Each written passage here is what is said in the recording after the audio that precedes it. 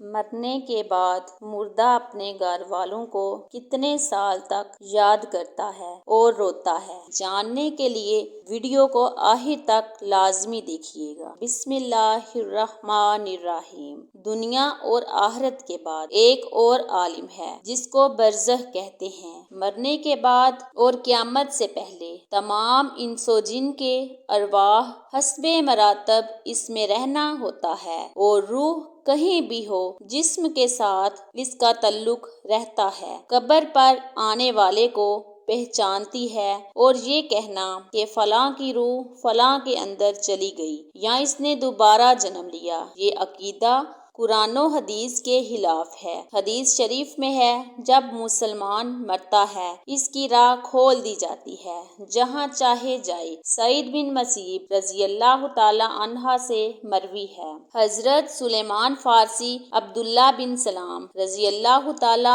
عنہ باہم ملے، ایک دوسرے سے کہا کہ اگر مجھ سے پہلے کوئی انتقال کرو تو مجھے خبر دینا کہ وہاں کیا پیش آیا ہے۔ کہا کیا زندہ اور مردے بھی ملتے ہیں؟ یعنی فرمایا ہاں، مسلمان کی روح جنت میں ہوتی ہے، انہیں اختیار ہوتا ہے جہاں چاہیں جائیں۔ کیا آپ مرنے کے بعد مردے اپنے گھر والوں کو یاد کرتے ہیں؟ دیکھیں، جب کسی انسان کا انتقال ہو جاتا ہے تو وہ مرنے والے شخص کو یہ معلوم ہوتا ہے کہ ہم اس دنیا سے منتقل ہو کر اس دنیا میں یعنی عالم برزخ میں آ گئے ہیں، اور اس کو یہ ساری چیزیں یاد ہوتی ہیں کہ ہمارا گھر ہے، مکان ہے، رشتہ دار ہیں، عزیز و اقارب ہیں، اور ہمارے بہن بھائی ہیں، اور ہماری ایک فیملی ہے، اور یہاں تک کہ جب اس مردے کی روح نکل جاتی ہے، جب اس کو دفنایا جا رہا ہوتا ہے تو پھر اس وقت وہ مردہ اپنی آنکھوں سے ساری چیزیں دیکھ بھی رہا ہوتا ہے، یعنی کہ اس کی جو روح ہوتی ہے وہ ان ساری چیزوں کو دیکھ رہی ہوتی ہے، اور اس کو یہ پتا ہوتا ہے کہ اب ہمیں کفن پہنایا جا رہا ہے اور اب ہمارے جنازے کو اٹھایا جا رہا ہے۔ لہٰذا نیک بندہ تو یہاں تک کہتا ہے، جب اس کے جنازے کو لوگ اٹھاتے ہیں تو وہ کہتا ہے کہ اے لوگو، جلدی مجھے لے کر قبرستان کی طرف چلو اور بہت جلد مجھے میرے اصلی ٹھکانے میں یعنی قبر کے اندر پہنچا دو، کیونکہ اس کو موت پر ہی پتہ چل جاتا ہے کہ اس کا آگے ہونے والا کیا ہے، یعنی آگے آنے والے جو مرحلے ہیں وہ اچھے ہیں، اس کے لیے آسان ہیں یا سخت ہیں یا مشکل ہیں، وہ پہلے سے پتہ ہو جاتا ہے، کیونکہ روح نکلنے کے وقت کی جو سختی ہوتی ہے، روح نکلنے کی، اس سے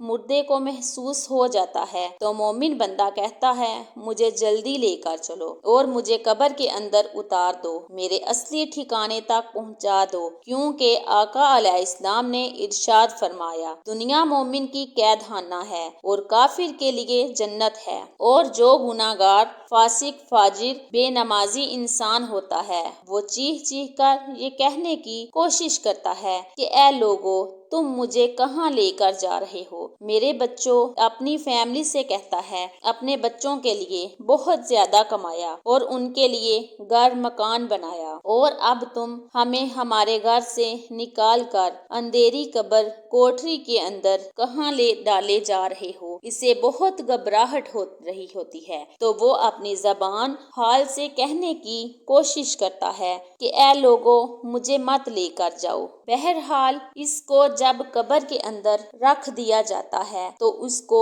یہ پتا ہوتا ہے کہ اب ہم قبر کے اندر ہیں اور ہماری فیملی ہماری پچھلی دنیا میں جس میں ہم پہلے تھے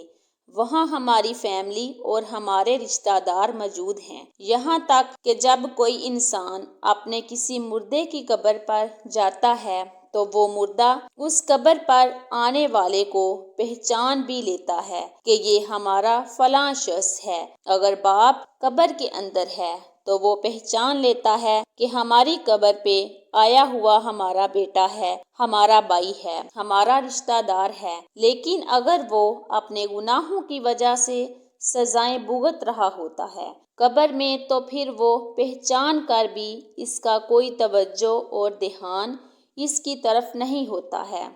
اچھا، آپ قبر پر جاتے ہیں تو کیا کہتے ہیں؟ کہتے ہیں کہ نہیں، السلام علیکم یا اہل القبور، اے قبر والو تم پر سلامتی ہو۔ اس سے مراد وہ فرشتے ہیں جو قبر کے اندر ہیں، اور وہ مردہ جو قبر کے اندر ہے، اس کو یہ چیز پتہ ہوتی ہے، وہ پھر وہاں سے یاد بھی کر رہا ہوتا ہے اپنے گھر والوں کو جب وہ یاد کرتا ہے۔ اور آقا علیہ السلام نے فرمایا، بخاری کی حدیث ہے، جب کوئی شخص اپنے کسی مرحوم کے لیے، مردے کے لیے ایصال ثواب کرتا ہے تو جب اس کے لیے وہ تحفہ بنا کر اس کو پیش کیا جاتا ہے تو وہ بڑا خوش ہوتا ہے۔ اس کو ایسی خوشی ملتی ہے، اس وقت اس سے پہلے ایسی خوشی اسے کبھی ملی ہی نہیں ہوتی۔ جب کوئی بندہ کسی کے لیے ایصال ثواب کرتا ہے جو اس وقت اس کو خوشی ملتی ہے تو بہت زیادہ خوش ہوتا ہے، تو بہرحال وہ اپنے گھر والوں کو یاد کرتا ہے۔ جو گناہ گار بندہ ہوتا ہے اسے یہ دنیا بہت یاد آتی ہے کہ ہم بہت عیش کی زندگی میں تھے، کیونکہ اس کے لیے وہ جنت تھی۔ گناہ گار کے لیے تو وہ بڑا عیش تھا، وہ سوچتا جو ہماری وہ زندگی تھی دنیا والی، وہ اس زندگی کو بہت یاد کرتا ہے۔ لیکن جو نیک بندہ ہوتا ہے تو وہ اس کے لیے دنیا قید خانہ ہوتی ہے،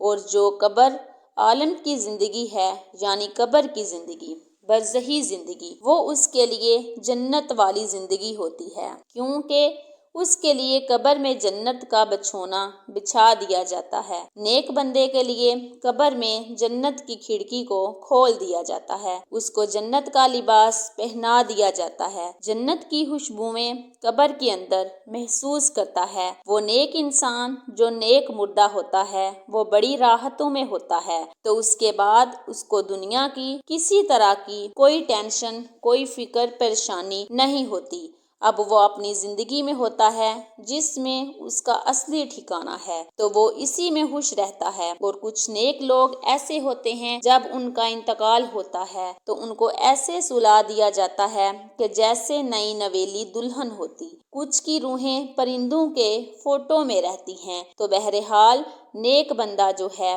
وہ بڑی عیش و آرام کی زندگی بسر کرتا ہے، اور اسے دنیا کی کسی طرح کی کوئی فکر نہیں ہوتی۔ اور جو گناہ گار بندہ ہوتا ہے اس کو یہ دنیا بھی بہت یاد آتی ہے، اور وہ قبر کی سختیوں سے بہت پریشان ہوتا ہے۔ بہرحال جو اصل چیز ہے وہ عمل ہے، عمل پر یہ ساری چیزیں ہیں۔ اگر انسان کے عمل اچھے ہیں تو موت سے اچھا میسج کوئی نہیں، اور اگر انسان کے عمل خراب ہیں تو موت سے برا اس کے لیے پیغام کوئی نہیں ہے۔ قرآن مجید میں اللہ تعالیٰ کا ارشاد ہے، تم اپنے رب سے گڑ گڑا کر اور آہستہ دونوں طریقوں سے دعا کیا کرو، بے شک وہ حد سے بڑھنے والوں کو پسند نہیں کرتا۔ نماز جمعہ رسول اللہ صلی اللہ علیہ وسلم کا ارشاد ہے، جو مسلمان میت کی نماز جنازہ 40 نماز ادا کریں جو اللہ کے ساتھ کسی کو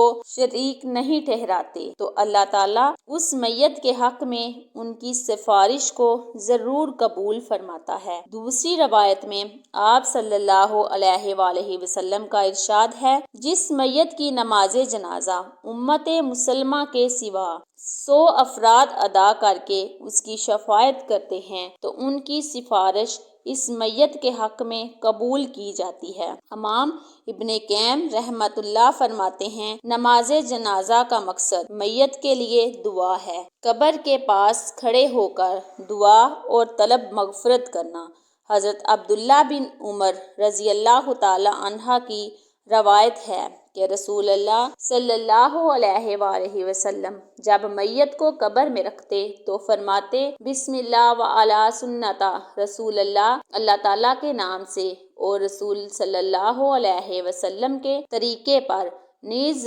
حضرت عثمان بن عفان رضی اللہ تعالی عنہ کی روایت ہے، وہ کہتے ہیں کہ جب رسول میت کی تدفین سے فارغ ہوتے تو قبر پر کھڑے ہو کر فرماتے، اپنے بھائی کے لیے مغفرت کی طلب کرو اور اس کے لیے ثابت قدمی مانگو، اس لیے کہ ابھی اس سے سوال کیا جائے گا۔ تو اللہ رب العالمین کی بارگاہ میں دعا ہے، اللہ تبارک و تعالی ہم تمام لوگوں کو خوب اچھے اور نیک عمل کرنے کی اللہ تعالیٰ توفیق عطا فرمائے۔ آپ سے گزارش ہے کہ اللہ تعالیٰ کے 99 ناموں میں سے ایک نام ضرور لکھیں۔ شکریہ۔